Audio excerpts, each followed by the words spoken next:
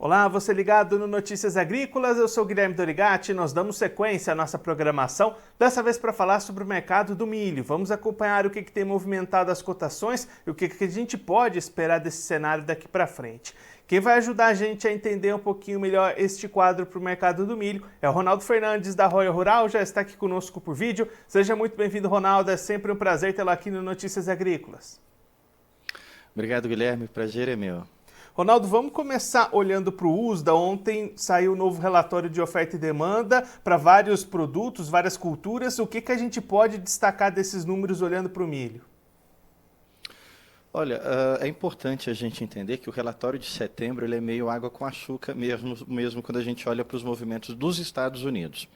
Os Estados Unidos agora está em colheita, já são mais de 5% de área colhida de milho, provavelmente a soja também já pode apontar alguma coisa nos próximos relatórios do USDA. O ponto que para os Estados Unidos é importante o mercado entender o seguinte, Guilherme, o USDA vai esperar, a colheita está avançando e agora a gente não vai medir só a qualidade das lavouras, mas de fato a produtividade que está saindo lá das colheitadeiras. O ponto que me chamou muita atenção no relatório do USDA, e aí é até importante a gente entender que nós temos movimentos para o milho no mercado internacional e no mercado interno, que vão trazer pesos diferentes para as cotações. Para o USDA, a gente teve a redução das exportações brasileiras, isso aí chamou bastante atenção. A gente saiu ali de 50 para 48 milhões de toneladas, e olha só, é importante ressaltar um negócio. O USDA considera para o Brasil de março a fevereiro. Então, esses 48 milhões de toneladas não é o ano corrente, de janeiro até dezembro.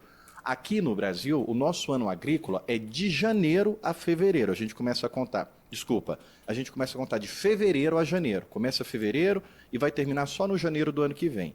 O FDA conta diferente. Ele começa em março e vai terminar só em fevereiro do ano que vem. Eu espero que eu não tenha feito confusão com as datas aí na cabeça de quem está acompanhando a gente, mas o fato é que mesmo sendo a partir de março, nós não vamos conseguir exportar esses 48 milhões de toneladas. Pelo acompanhamento do USDA, são cerca de 11 milhões de toneladas que nós exportamos até agora. Então, primeiro ponto que chama atenção é isso, a redução das exportações do Brasil, mas já fica o alerta que eles vão ter que continuar reduzindo nos próximos relatórios, que a gente não vai exportar os 48 milhões de toneladas. Um outro ponto que me chama bastante atenção do relatório é a mudança da importação chinesa, tanto soja quanto milho. A China sai de 23 para 21 milhões de toneladas.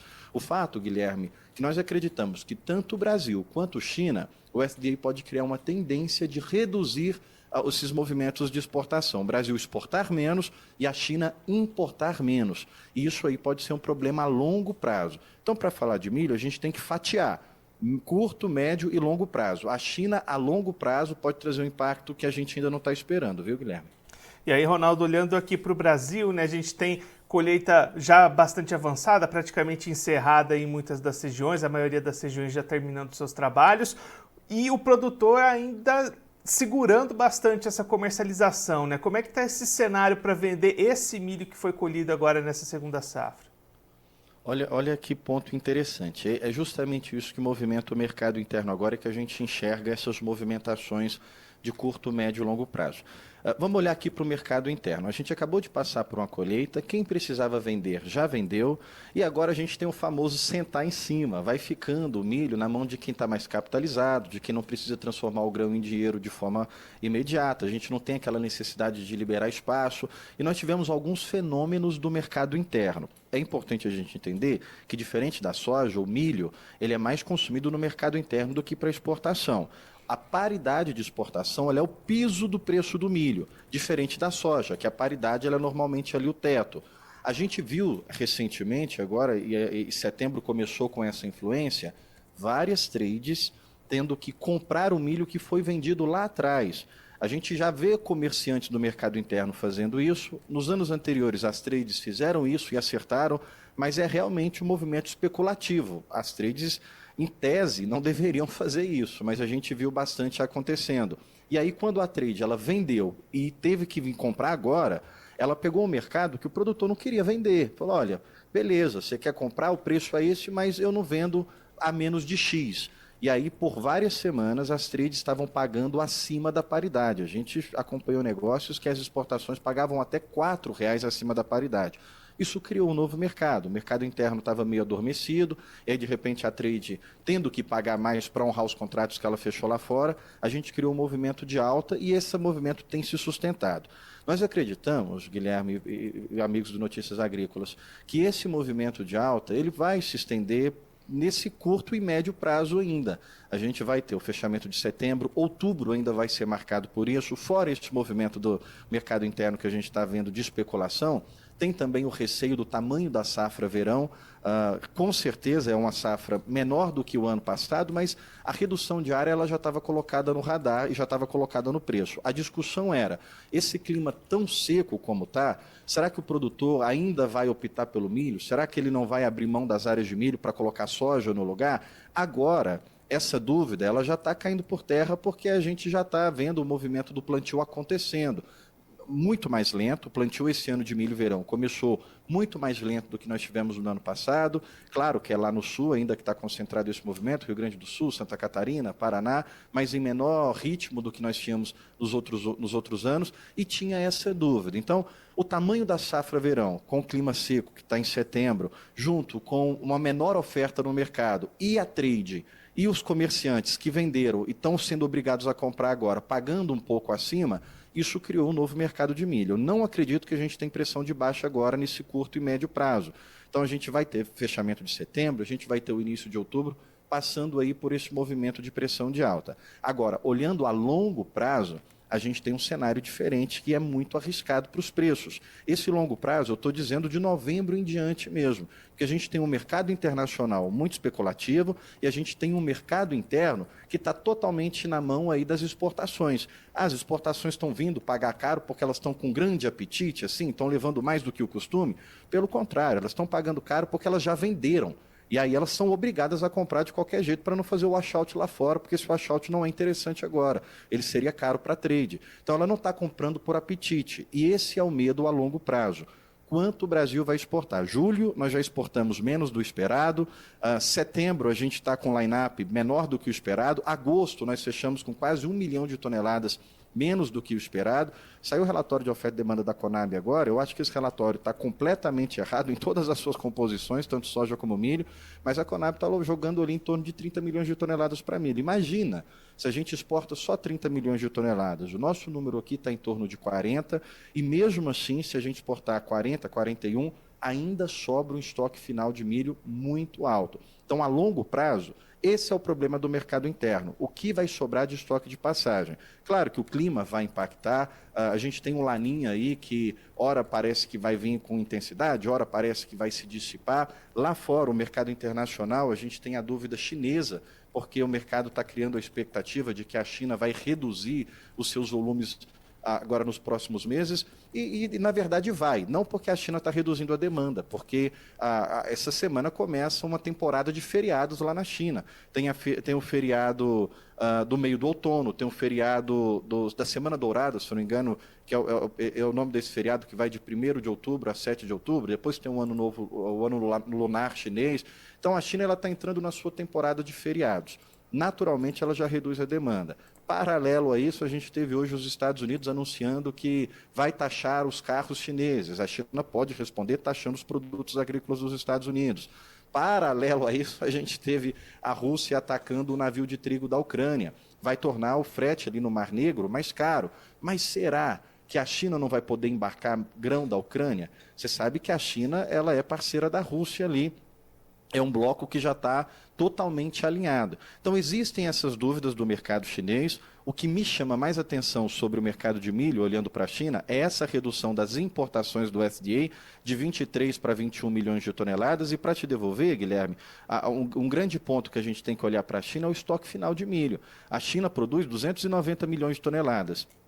E vai sobrar 212, 211. A China guarda quase aquilo que ela produz. A China está com um plano de voltar para a autossuficiência do milho. E eu acredito que o 2025 a gente já pode começar a ver esse impacto do chinês saindo do mercado de milho. Ele do dia para a noite, de um ano para o outro, ele se tornou o maior importador de milho do mundo. e ele pode sair do mesmo jeito que entrou, do dia para a noite, de um ano para o outro. Então, 2025, ele vai começar com esses pesos. Um estoque final de milho provavelmente muito alto, a gente vai ter que acompanhar as exportações, como elas vão se desenvolver agora para fechar o ano, e todos esses conflitos e essas dúvidas do mercado chinês, Guilherme. E aí, Ronaldo, você destacou essa questão da guerra, de Rússia, de Ucrânia. Isso também pode entrar no radar do mercado e, de repente, trazer alguma força para altas nesse cenário negativo que a gente está comentando? A princípio, sim. A princípio, todo mundo vai achar que é positivo, tanto os Estados Unidos quanto o Brasil, porque o que trouxe o nosso ano dourado de exportação foi a Rússia não conseguindo exportar. Só que tem um problema, um diferencial esse ano. Quando a guerra começa, 21, 22, China e Rússia, elas não estavam tão alinhadas como elas estão agora. Existe um bloco, não é teoria de conspiração, você pode procurar aí nos grandes jornais, na mídia comum, existe um bloco já formado. Esse bloco ele já tem ali acordos assinados, que é Rússia, Coreia do Sul, Irã, China, e o mais recente entrando no bloco é a Venezuela. Você acha por que o Maduro deu um golpe, está com a ditadura instalada e não conseguiram derrubar ele? Porque está a guarda iraniana protegendo ele, está o grupo Wagner, o grupo mercenário Wagner da Rússia, protegendo ele ali. Então, esses blocos eles estão formalmente estabelecidos. O Irã, para fazer ataque a Israel, pediu autorização da China e da Rússia. E a China e a Rússia autorizam para ele poder fazer ali qualquer movimento contra Israel, porque Israel tem o outro bloco do lado, Inglaterra, os Estados Unidos, a OTAN, né, a Alemanha, esses países da OTAN, o bloco europeu. Então o fato agora a gente foi muito beneficiado porque a China, tudo que ela comprava da Ucrânia, milho que a China compra no mundo sempre foi da Ucrânia. A Ucrânia era o mais importante fornecedor de milho para a China. E aí a China ela se viu obrigada a comprar milho dos Estados Unidos e do Brasil porque a Ucrânia estava em movimento de guerra. Só que agora a gente já não tem mais minas ali no Mar Negro. Os navios podem passar. Qual que é o problema? É garantia de segurança, porque agora a Rússia foi lá e tomou um navio de trigo, ela pode meter bomba a qualquer navio que vai para lá, o seguro marítimo vai subir muito, o frete vai estourar. Mas será que para a China isso vai ser um problema? Será que isso, a longo prazo, não é mais favorável para o chinês? A Rússia dizer, China, pode comprar da Ucrânia que seus navios ali não vão ter problema nenhum. A Ucrânia precisa vender. Ela vai querer vender para qualquer um no preço que ela puder vender. E se a Ucrânia diz, não, nós podemos embarcar, vamos embora, vamos mandar produto embora, vamos colocar dinheiro para dentro. Se houver um acordo, o que eu estou dizendo aqui não é nada oficial, é uma possibilidade dentro desses acordos que a gente está vendo em outras áreas. Mas é muito possível haver um acordo, por exemplo, da Rússia permitir com que a China embarque grãos da Ucrânia e a gente não seja beneficiado. Então, para ficar bem claro, no primeiro momento, guerra Rússia e Ucrânia intensificando agora entra o tempo chuvoso ali na Ucrânia e na Rússia. Dificilmente as tropas vão conseguir avançar por terra. Vai ficar só a lama ali, aquela região. Depois desse tempo de chuva, vem o inverno. É um dos invernos, não é um dos, é o mais rigoroso do mundo. É o inverno ali naquela região. Então, provavelmente, vai ter uma dificuldade de avanço terrestre.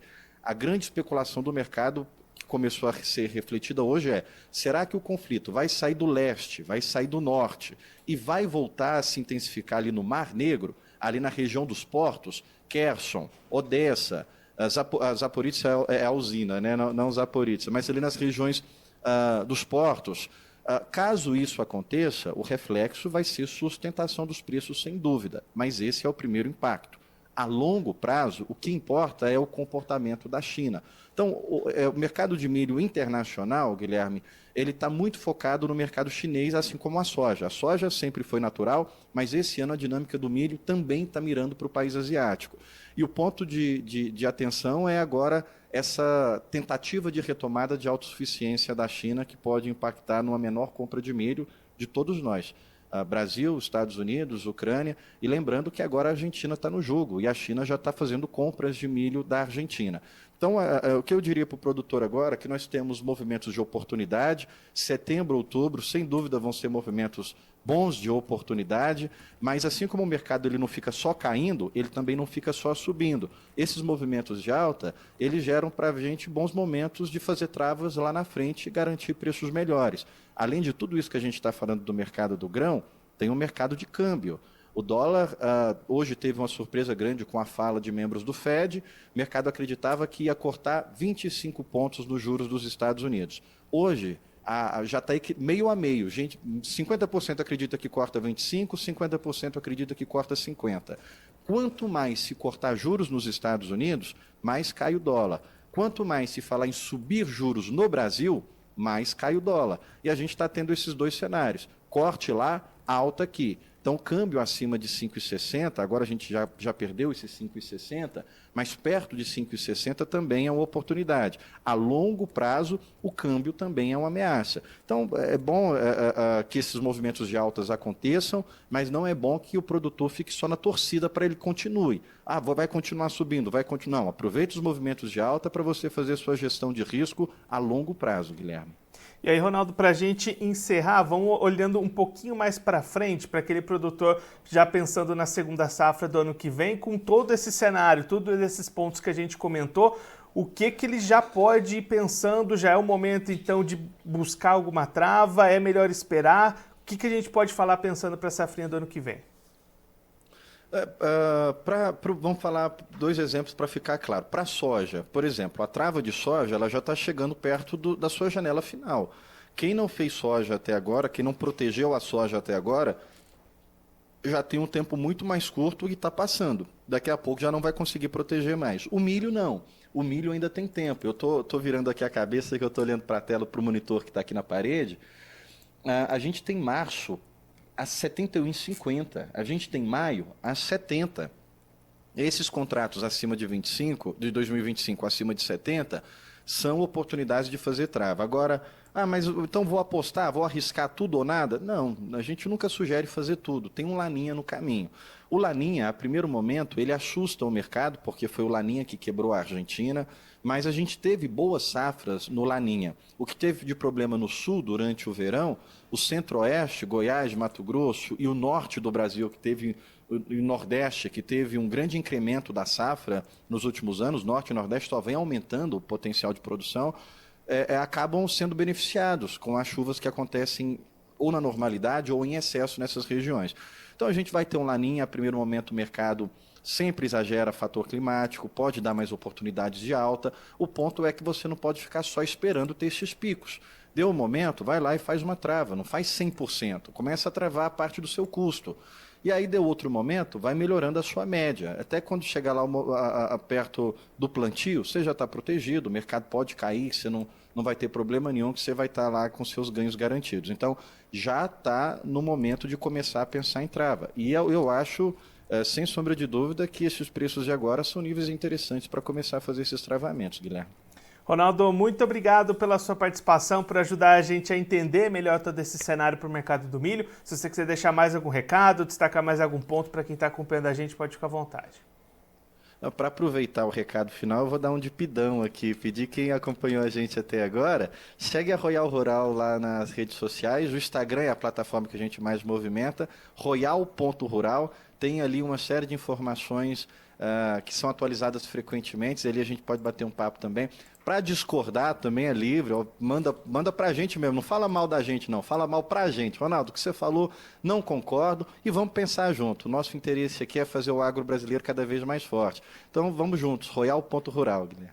Ronaldo, mais uma vez, muito obrigado. A gente deixa aqui o convite para você voltar mais vezes, a gente siga acompanhando essas movimentações do mercado. Um abraço, até a próxima. Um abraço, até a próxima. O Ronaldo Fernandes, analista de mercado da Royal Rural, conversou com a gente para mostrar como é que estão as movimentações do mercado do milho neste momento, o que a gente pode esperar daqui para frente. O Ronaldo destacando alguns movimentos diferentes. Olhando para o produtor brasileiro, o curto prazo ali entre setembro até o mês de outubro deve seguir com boas oportunidades de comercialização, traders entrando no mercado pagando mais do que as paridades, o movimento dessa demanda buscando esse milho brasileiro e aí boas oportunidades podem aparecer para a comercialização do milho que foi colhido para essa segunda safra. A partir de novembro, o Ronaldo enxerga um cenário de mais pressão nos preços, especialmente olhando para o cenário internacional, com a boa safra dos Estados Unidos, a China com pouco apetite buscando esse milho no mercado internacional, com perspectivas também não muito animadoras para 2025, essa participação da China no mercado, então um cenário mais apertado para as cotações no médio e longo prazo na visão do Ronaldo. Já para a segunda safra do ano que vem, o analista destacando que este começa a ser um bom momento para o produtor ir olhando as oportunidades de travas e travando alguma coisa e buscando médias de preços, já pensando na segunda safra do ano que vem. Agora, antes da gente encerrar, vamos verificar como é que estão as cotações do milho nas bolsas neste momento. Começando pela Bolsa de Chicago, a CBOT, você vai ver aí na tela as cotações subindo lá em Chicago, como o Ronaldo explicou aqui pra gente, muito em reflexo das novas movimentações de guerra entre Rússia e Ucrânia acontecendo neste final da semana. Setembro 24, valendo $3,94 o bushel, alta de 7,75 pontos. Dezembro 24, vale $4,13 o bushel, elevação de 7,75 pontos. Março 25 sobe 7 pontos, é cotado a $4,31 o bushel. E o maio 25 vale $4,41 o bushel, alta de 6,25 pontos. Agora a Bolsa Brasileira B3, movimentações também positivas na maior parte dos contratos. Setembro 24 vale R$ 63,76 a saca, queda de 0,06%, mas o novembro 24 sobe 1,71%, é cotado a R$ 67,84 a saca, enquanto o janeiro 25 vale R$ 70,50 a saca, alta de 1%. Agora eu vou ficando por aqui, mas a nossa programação volta daqui a pouquinho. Notícias agrícolas, informação agro relevante e conectada.